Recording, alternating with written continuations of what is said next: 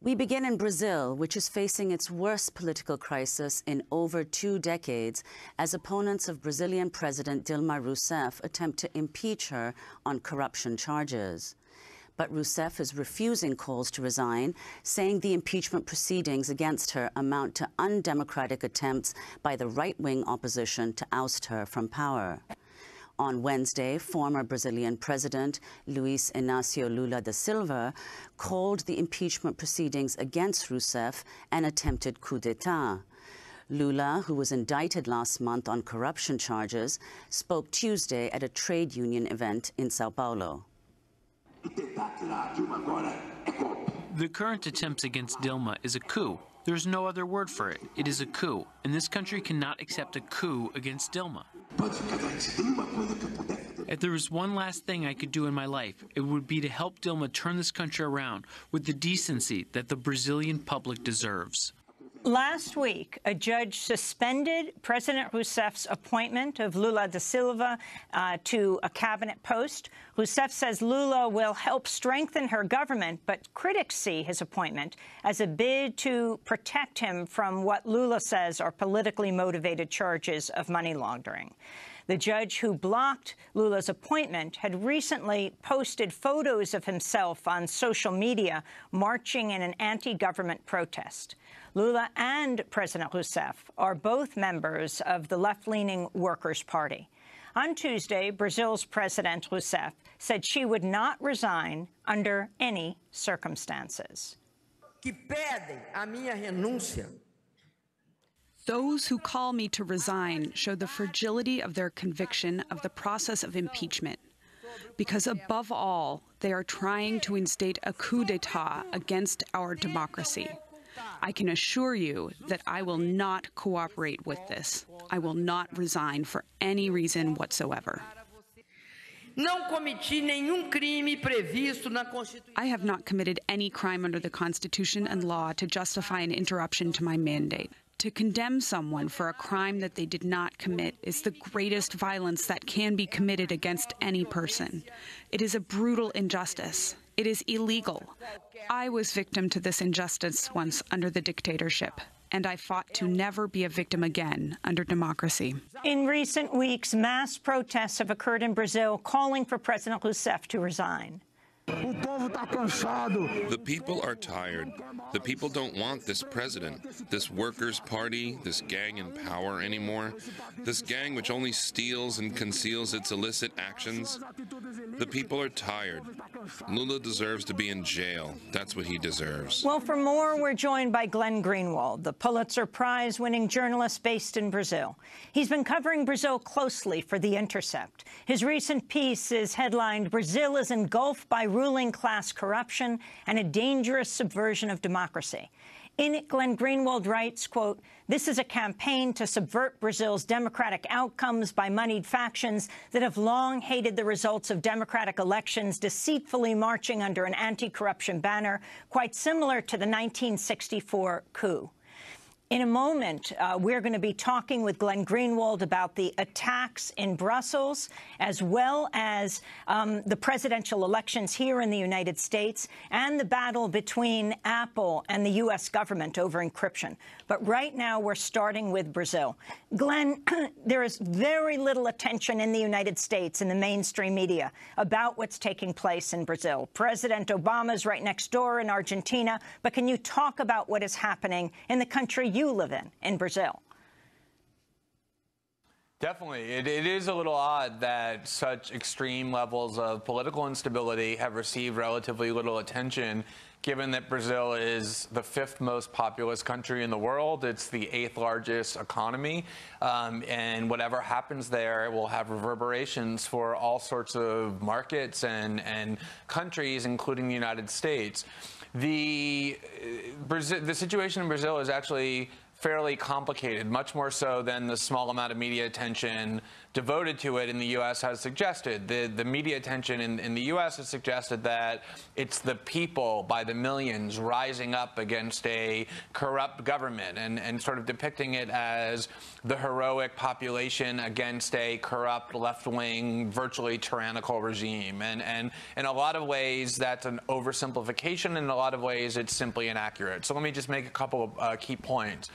First of all, it is the case that the Brazilian political class and the highest levels of its economic class are rife with very radical corruption. That has been true for a really long time. And what has happened is that Brazil's judicial institutions and police agencies have matured. Remember, Brazil is a very young democracy. It only exited military dictatorship in 1985. And so you finally have the maturation of these institutions applying the rule of law. And so for the first time, political and economic elites are being held accountable for very serious political and economic corruption. The corruption is pervasive in essentially every influential political faction in Brazil, including all of its political parties. That includes the Workers' Party, the left-wing party of Lula and Dilma, the current president, but also, even to a greater extent, the opposition parties on the center and the right that are trying to replace it. So corruption is very real. There's been what has been until recently an impressive judicial investigation that has resulted in the arrest and prosecution of some of the country's richest and most powerful figures, something that you would never see in the United States, billionaires being hauled off to jail for bribery and money laundering and tax evasion and corruption and sentenced to many years in prison.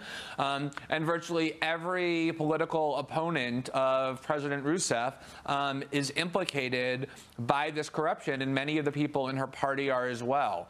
The irony of this widespread corruption is that President Rousseff herself is really the only significant politician, or one of the only significant politicians in Brazil, not to be implicated in any sort of corruption scheme for with the objective of personal enrichment. Everyone around her, virtually, including those trying to bring her government down and accuse her of corruption and impeach her, is implicated very seriously in schemes of corruption for personal enrichment. She's essentially one of the only people who isn't implicated that way.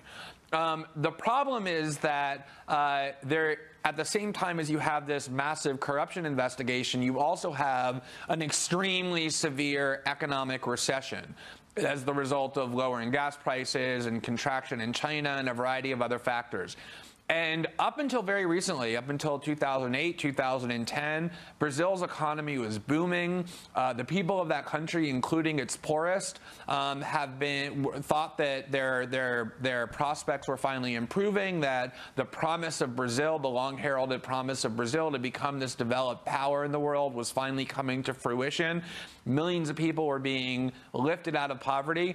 And what this recession has done has been essentially to reverse all of that and to reimpose huge amounts of suffering borne primarily by Brazil's lower and working classes.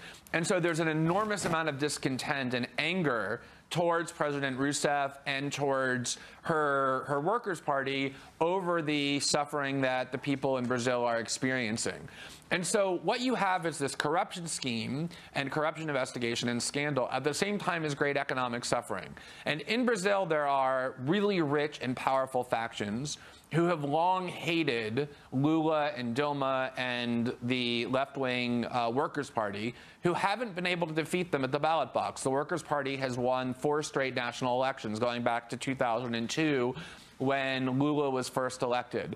And so what they are doing, and they're using their extremely powerful media institutions, beginning with Globo, which is by far and away the dominant, most powerful media institution in Brazil, run by, like all Brazil's significant media outlets, extremely concentrated, wealthy families, are using this corruption scandal or using the anger towards the government to try and rile up people and essentially remove the Workers' Party and President Dilma Rousseff from power, really because they can't beat her at the ballot box, but they're trying to latch on this corruption scandal to the discontent that people feel because of the economic suffering. And so there is a validity to the corruption scandal and to the investigation, even aimed at the Workers' Party. But at the same time, what you're now seeing is, unfortunately, the judiciary, which has been pretty scrupulous until now about being apolitical, working with the plutocrats of Brazil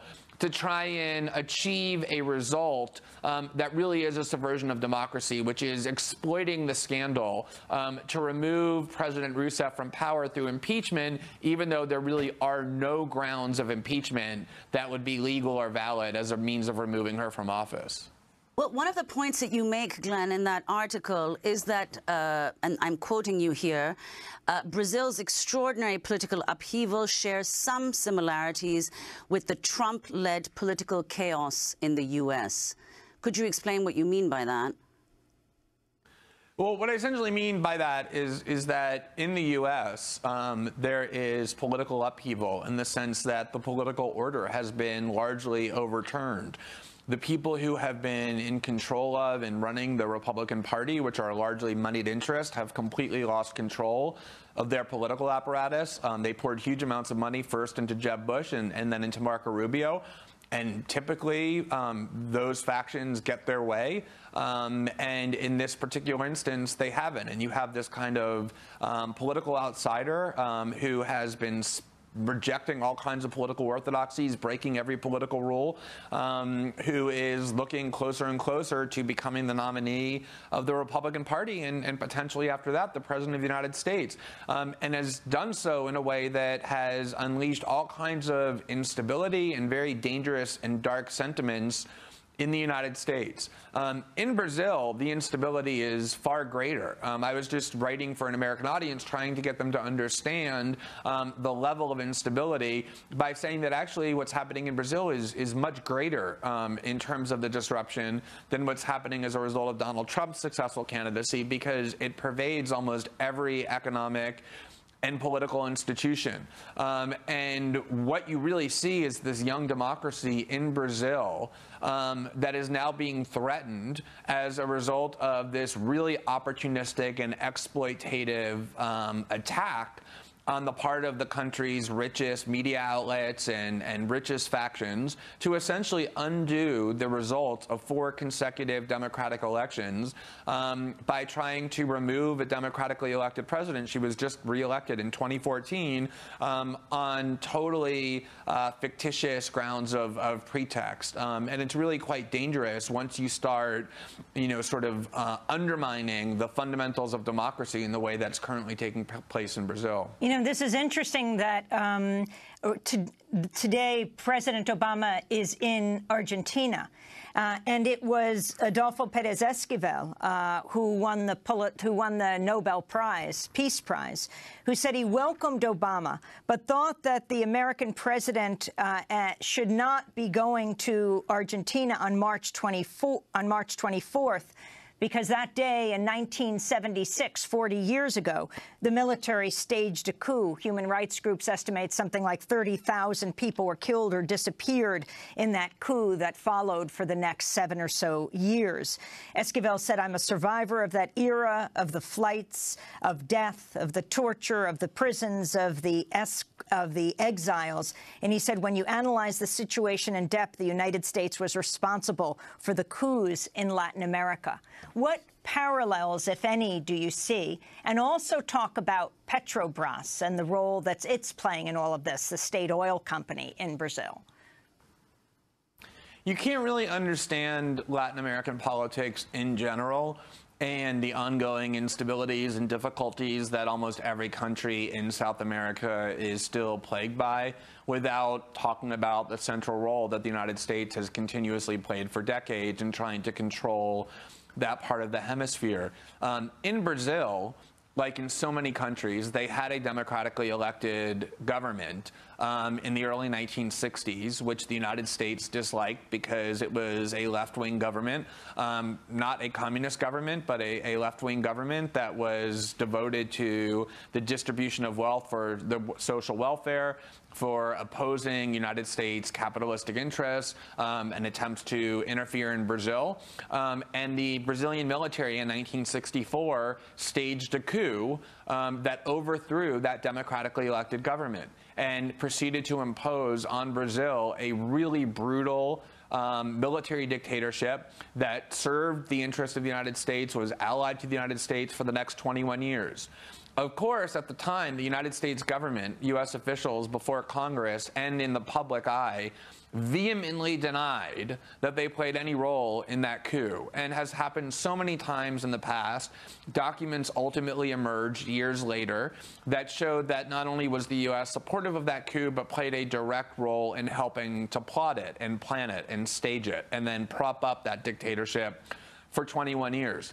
That dictatorship used very extreme torture techniques on the nation's dissidents, on the Brazilian citizens who were working to undermine that right-wing military dictatorship, among whom was the current president, Dilma Rousseff, who in the 1970s was a guerrilla, essentially, working against the U.S.-supported military dictatorship. She was detained and imprisoned without trial and then tortured rather severely. And the documents have revealed that it was the U.S. and the U.K. that actually taught the military leaders the best types of torture techniques to use. And so what you have now is not really a repeat of the 1964 coup. It's not really responsible to say it's identical to what's taking place, because the impeachment against Dilma is proceeding under the Constitution, which actually does provide for impeachment. There's an independent judiciary that's involved in the proceedings. But at the same time, if you go back and look at what happened in 1964 with that coup, the leading media outlets in Brazil that also hated the left-wing government because it was against their oligarchical interests justified and supported that coup. They depicted it as necessary to uproot corruption in this left-wing government. You had the same media factions, Globo and the families who own it, and other media outlets that still persist to today, agitating in favor of the coup and then ultimately supporting the military dictatorship. And so you have similarities in terms of the anti-democratic processes at work that prevailed in 1964 and throughout Latin America and so many other years where the United States was at the center of. As far as Petrobras is concerned, Petrobras is the Brazilian-owned oil company. And it has become crucial to Brazil's economic growth because as oil prices increased and as Brazil found huge amounts of oil reserves, it was anticipated that Petrobras would essentially be the engine of Brazil's future economic growth. And it started being drowned essentially in profits. And the scandal, the corruption scandal, has Petrobras at the center because it largely involves Petrobras paying bribes to various construction companies that they would essentially hire private construction companies to build various platforms and other infrastructure for Petrobras for oil exploration, and they would essentially pay far more than what the contract really called for, and there would then be kickbacks to the head of the construction company, but also to Petrobras and to the politicians who controlled Petrobras. And that really is what this corruption scandal was triggered by, was the discovery of huge numbers, huge amounts. You're talking about millions and millions of dollars in kickbacks and bribes to the politicians in virtually every significant party in Brazil that controlled Petrobras. Virtually nobody is unaffected by it. And the more they've investigated, the more people have turned state's evidence, the more corruption has been discovered, to the point where even if you now do impeach Dilma, it's almost impossible to envision somebody who could take her place who isn't far more implicated in that corruption than she is. Well,